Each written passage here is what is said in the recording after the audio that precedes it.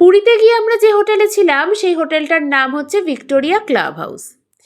সেই হোটেলের 202 নম্বর রুমে আমরা ছিলাম। এটা একটা 3 বেডরুমের ঘর, যেখানে আমরা 4 জনে মোটামুটি শেয়ার করেছিলাম এবং খুব ভালোভাবেই থাকতে পেরেছিলাম। এখানে একটা বড় সাইজের মিরর ছিল, তার সাথে এরকম কাঠের কাজ, একটা বড় সাইজের টিভি ছিল, কিন্তু আমরা একদিনও টিভি চালাইনি। তার সাথে যা যা থাকে, চা তৈরি করার সরঞ্জাম, কেটলি, সব কিছু ছিল।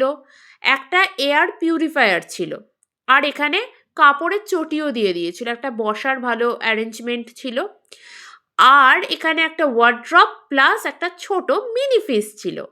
এই ফ্রিজের মধ্যে জুস বা কোল্ড ড্রিঙ্কস এগুলো রাখাই যেত, আমরা রেখেও ছিলাম।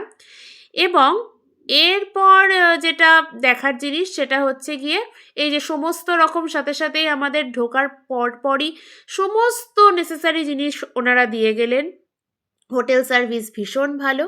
আর সবথেকে আকর্ষণীয় যে বিষয়টা সেটা হচ্ছে এই রুমটার ব্যালকনি। জাস্ট দেখো কি অপূর্ব ভিউ!